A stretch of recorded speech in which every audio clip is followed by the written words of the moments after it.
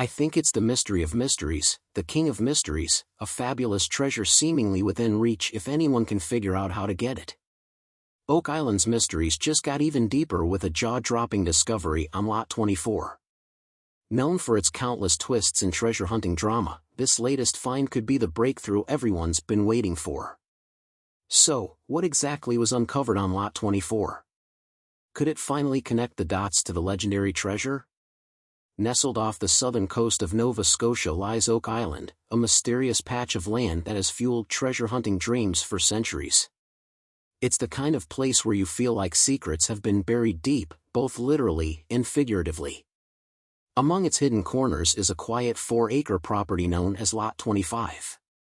Today, it's just a crumbling foundation surrounded by trees, but back in the day, it was home to a man whose life might hold the key to Oak Island's most legendary mystery. Meet Samuel Ball. His story is as intriguing as the treasure hunters who've searched the island for clues. In 2020, the latest crew of searchers, led by brothers Marty and Rick Lagina alongside archaeologist Laird Niven, decided to dig into this 18th-century homestead to learn more about the man behind it all. Samuel Ball's name pops up in Oak Island's history like a question mark. How did a man born into unimaginable hardship end up as one of the wealthiest landowners here? And did he have a hand in hiding or maybe even recovering a legendary treasure? Let's rewind. Samuel Ball was born in 1761 on a rice plantation near Charleston, South Carolina. This wasn't just any plantation, it was notorious for its brutal conditions. Cultivating rice was grueling, it demanded swampy fields, back-breaking labor, and constant exposure to disease. Malaria, dysentery, cholera, you name it, it was there. Add to that the daily threat of violence, and life was a relentless cycle of survival. For the first 18 years of his life, Samuel faced the kind of challenges most of us can't begin to imagine. Then, in 1776, history took a sharp turn.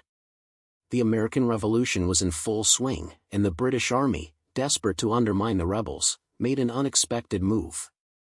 In 1779, General Sir Henry Clinton issued a proclamation promising freedom to enslaved individuals who escaped rebel owners and joined the British. It wasn't full emancipation, but it was a lifeline. Samuel Ball was one of 50 enslaved people who seized this chance, leaving the Ball plantation behind to cross into British lines. After serving in South Carolina with the British Army, Samuel Ball found himself heading north to New York, where things got, let's say, interesting. He joined the Loyal Refugee Volunteers, a unit with a reputation for daring raids and bold moves. This wasn't your typical military group, they were out there raiding rebel homes, acquiring goods, and doing what wartime demanded. Sure, in peacetime, this would have been flat-out illegal, but during war, it was survival tactics. Through all this, Samuel was learning. Whether it was from the missions or the men he worked alongside, he picked up skills that would later help him navigate the tricky world of money and business. Let's be real, some of these lessons might not have come with a how to stay legal manual, but they were effective. Despite early British victories, the war took a sharp turn in 1781. The American forces pulled off a game-changing win. That defeat pushed Samuel Ball, along with countless others loyal to Britain, to make a life-changing decision. He fled to British-occupied Canada, where the Crown had promised freedom, goods, and land to enslaved black individuals in exchange for their loyalty.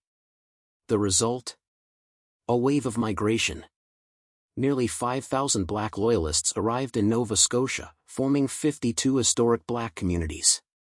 While many settled in Shelburne or nearby Birchtown, Samuel had other plans. By 1787, he'd purchased a 4-acre lot on Oak Island, Lot 25, for £8. That's thousands of dollars in today's terms. It wasn't a fortune, but for the time, it was a decent sum, especially for someone starting fresh. But why Oak Island? It's not exactly prime real estate, remote, isolated, and surrounded by trees. Some think his decision might have had something to do with his neighbor, Captain James Anderson, who owned the adjoining Lot 26. Could there have been a deeper connection or shared interest between the two? Speaking of Captain James, his life had twists just like Samuel's. Born in Maryland, Anderson grew up to become a pirate and privateer during the American Revolution. He initially pledged his loyalty to the United States but then pulled the ultimate plot twist. He defected to the British. This didn't sit well with then Virginia Governor and future President Thomas Jefferson, who slapped Anderson with charges of high treason and piracy. With the heat on him, Anderson fled to Canada and eventually landed on Oak Island, buying Lot 26. He lived there until 1788, just a stone's throw from Samuel Ball's Lot 25. Now, did Anderson and Samuel know about something hidden on Oak Island before they even arrived? What we do know is that after Anderson left, Samuel Ball bought his lot. By then, Samuel was well on his way to building an impressive property portfolio. Starting as a cabbage farmer, Samuel turned his 4 acres into something far bigger. By 1790, he even purchased nearby Hook Island for £6, a hefty sum for the time. But let's be real, could cabbage farming alone bankroll this kind of real estate spree? Some historians suggest otherwise. The British government's policy of awarding contracts to freed black settlers to supply goods to the military may have played a role. Honestly, it makes sense, like for the British Navy, cabbage was a lifesaver. Literally, they used cabbage to produce sauerkraut, a vital source of vitamin C that helps sailors fight off scurvy on long voyages. At the height of demand, Samuel likely cashed in on lucrative contracts with the Navy, supplying the sauerkraut that kept ships sailing. But like all booms, this one had its bust. The Navy eventually shifted to using limes for vitamin C, easier to store and transport, which left the cabbage market high and dry. Even so, Samuel's wealth didn't just hold steady, it kept growing. Then came 1795. This year marked a turning point, not just for Samuel Ball but for Oak Island itself. That's when 3 young men stumbled upon what would become the island's most enduring mystery, the so-called money pit on Lot 18. It started innocently enough. The men noticed a strange depression in the ground and above it, an old ship's tackle block hanging from a tree. Curiosity got the better of them, and they began digging. What they uncovered was mind-blowing.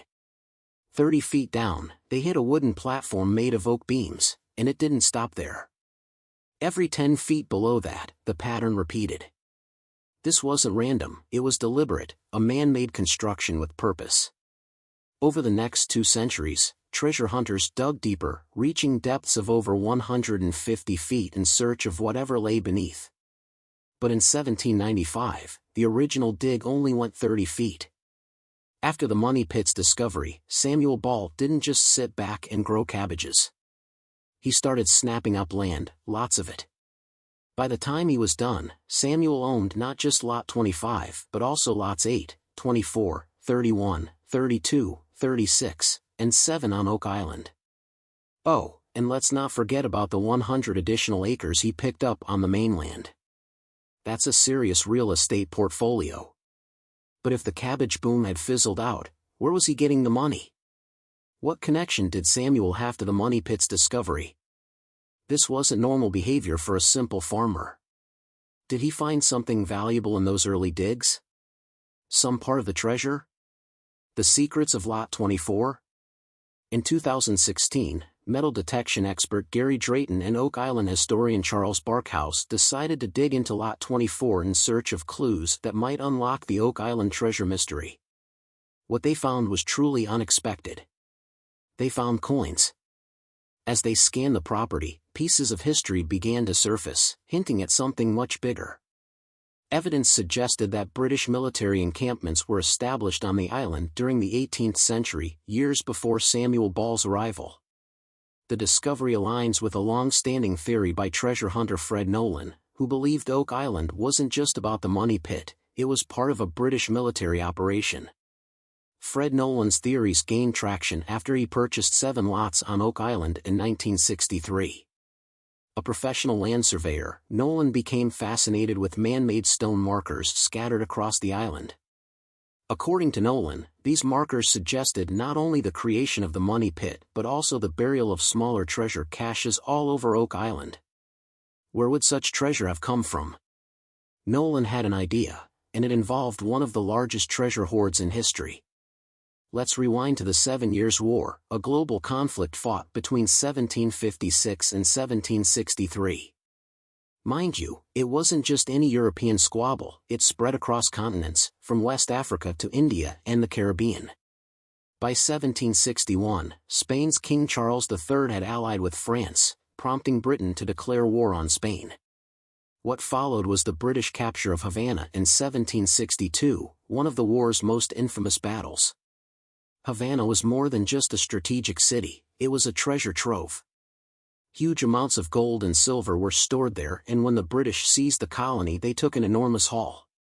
Historical records estimate this treasure to be worth anywhere between $2 to $1 billion in today's money.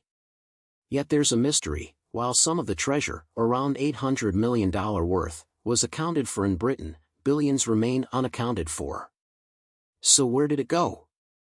After the British sacked Havana, they set sail for Halifax, traveling up the North American coast. Could they have offloaded part of their loot on Oak Island before continuing their journey to Britain? Nolan's theory suggests they did, and Samuel Ball's property might have been a key hiding spot. This theory that multiple treasure caches were hidden across the island has fueled the efforts of countless treasure hunters, including the current team led by brothers Rick and Marty Lagina. Some of the most intriguing clues have surfaced on land once owned by Samuel Ball, like Lot 6. In 2015, Terry DeVave, vice president of the New England Antiquities Association, joined the team to examine Lot 6. While clearing brush and running metal detectors, treasure hunter Jack Begley stumbled across something unusual. "I saw this point sticking out," Jack explained. "This type of gray wacka, common in Nova Scotia, tends to naturally fracture, but this one's different. There's an added piece here, almost like it was cast to make a point. It doesn't look natural." Even more curious, the rock's flat surface suggested it might have been used as a cover or back wall for something, possibly something that had been hidden and later retrieved. Could treasure have been buried on Lot 6? Perhaps even more tantalizing is the possibility that Samuel Ball might have known about British efforts to hide valuables on Oak Island, stories he could have heard during his time with the British military. Samuel Ball's coded legacy in 2019, when Rick and Marty Lagina decided to dig even deeper using ground-penetrating radar, they scanned Lot 25, the site of Samuel Ball's original homestead. What they found was extraordinary: an anomalous void or possible tunnel near the foundation of Samuel's home.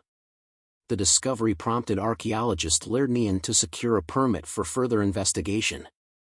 He believed Samuel's choice of Lot 25 could have been intentional, tied to knowledge he gained during his time in the British military. As excavation began, the team took extra care. The deeper they dug, the more questions arose. Was Samuel Ball's wealth simply the result of shrewd business, or was he guarding a much larger secret? The very fact that Samuel Ball had a constructed house during the 18th century is remarkable. Homes like his were rare, especially for someone of his background. No wonder analysts think there are so many missing pieces to how Samuel managed to achieve all this. As they dug beneath the foundation, things took a wild turn.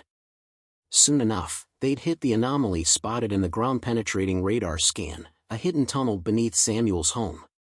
For the team, this was an insane moment, but what was this tunnel's purpose?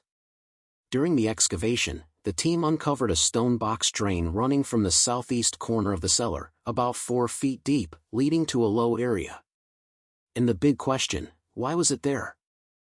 As they carefully explored the tunnel, they were struck by how solidly it had been built. But when they inserted a small camera into the void, it appeared to be empty, but suspiciously deliberate. Meanwhile, further investigations revealed that Samuel Ball's property wasn't just a home, it was an operation. James Day found evidence of multiple outbuildings scattered across the land. Even more curious, the amount of cleared land Samuel's property spanned 7 acres, far more than he would have needed to sustain his small family. It points to a sideline business, one researcher suggested. Then came another curious find in 2020, 5 years into the investigation. While sifting through spoils removed from the homestead, the team uncovered a fabric artifact. In fact, the artifact had irregular edges, and upon closer inspection, it turned out to be part of a British Navy jacket, the estimated time period 1804 to 1825. So, what does this all mean? Samuel Ball's homestead wasn't just a place to live. The hidden tunnels, the outbuildings, and the extensive cleared land suggest something much bigger was going on. Every discovery brings us closer to understanding Samuel Ball's mysterious life, but also raises new questions about what secrets might still be buried on his land. Among the many discoveries tied to Samuel Ball's enigmatic life, one artifact stands out: a gold-gilded master and commander officer's button from the British Royal Navy. Using a computed tomography scanner, archaeologist Lardnian identified this remarkable find. What makes this button so significant? It's not something just anyone would have. A master and commander officer was responsible for loading Royal Navy ships, an important position. To some, this button ties Samuel Ball directly to the British Navy. After the discovery of the money pit, one team member summed it up: the obvious explanation is he was trading with the British Navy, he kept his connections and was involved with them somehow. But then came the bigger question: what was he trading? Adding fuel to this speculation was the mysterious tunnel or box drain found beneath Samuel's homestead on Lot 25. It stretched toward the southeast shoreline. The team's investigation took an even stranger turn when a nearby structure revealed another clue. Years ago, Rick Lagina recalled an experience he had while wandering Lot 26 with legendary treasure hunter Dan Blankenship. He remembered how they came across a well. It was the dead of winter, way below freezing, but there was no ice on it. This well, located on Lot 26, was once owned by Samuel Ball. It became a focal point for further investigation when the team observed that it never froze, no matter the temperature. The phenomenon prompted geoscientist Dr. Ian Spooner and archaeologist Lardnian to collect water samples and organic materials from the well. The results were astounding. Dr. Spooner revealed, "We got samples from the well and it was one of our only silver hits outside the money pit." This raised a tantalizing possibility of the tunnel under Samuel Ball's homestead being connected to this mysterious well. Then, just offshore from Samuel's home on Lot 25, another discovery deepened the mystery. In 2020, while investigating the waters surrounding Oak Island, the team uncovered something remarkable: remains of a massive stone wharf stretching 16 feet wide and over 100 feet long. This structure was far larger than what a humble cabbage farmer would need for offloading crops. Samuel Ball's resourcefulness is undeniable. He was capable and clearly had connections. Some speculate he could have built the wharf as part of a lucrative contract with the British Navy, supplying cabbage to prevent scurvy on their ships. Others wonder if it served a more secretive purpose, perhaps linked to smuggling or even safeguarding treasure. The possibility that Samuel Ball was more than just a farmer grows stronger with each discovery. Some believe he might have been entrusted by the British military to guard the treasure on Oak Island, ensuring it remained safe until the Crown could reclaim it. Naval buttons found on his property suggest he maintained ties with the military, and the scale of his operations both on land and along the shoreline point to activities beyond farming. Could Samuel Ball have been the keeper of a secret so valuable that the Crown rewarded him for his discretion? In 1842, after more than 60 years on Oak Island, Samuel Ball passed away at the age of 81, leaving behind a legacy of wealth, property, and unanswered questions. In 2017, the story of Samuel Ball took a personal turn when Rick and Marty Lagina met with Tony and Ivan Boyd, two of Samuel's direct descendants, in the war room. The Boyd shared family stories passed down through generations. "Our mother always said this is our people's land, that stayed with me my whole life," Ivan said. For them, Samuel Ball's success was nothing short of extraordinary. To amass the properties and wealth that he did, especially coming out of slavery, is phenomenal. They said he had street smarts and intelligence, but the lingering mysteries remain. Did Samuel Ball find treasure on Oak Island? Ivan Boyd believes he found something, but not everything. "The big cache of treasure is still out there," he said. "I hope the Lagina brothers find it, but for me, it's about the truth. I just want to know what's there." The search continues. Rick and Marty Lagina and their team remain focused on Samuel Ball's former properties, uncovering pieces of jewelry, silver, and other artifacts that hint at wealth. While these discoveries don't definitively prove Samuel found treasure, they suggest he may have uncovered something remarkable. One thing is certain, Samuel Ball's story is as much about resilience and triumph over adversity as it is about Oak Island's mysteries. From an enslaved teenager to one of Nova Scotia's wealthiest landowners, Samuel's journey is nothing short of extraordinary. But perhaps the truth, the treasure of Oak Island, isn't buried beneath the soil, it's Samuel himself. His life, his legacy, and the mysteries he left behind continue to captivate and inspire. Could Samuel Ball's legacy hold the final clue to unlocking Oak Island's greatest mystery? Let us know in the comments if you enjoyed the video. Don't forget to hit the like and subscribe button for more.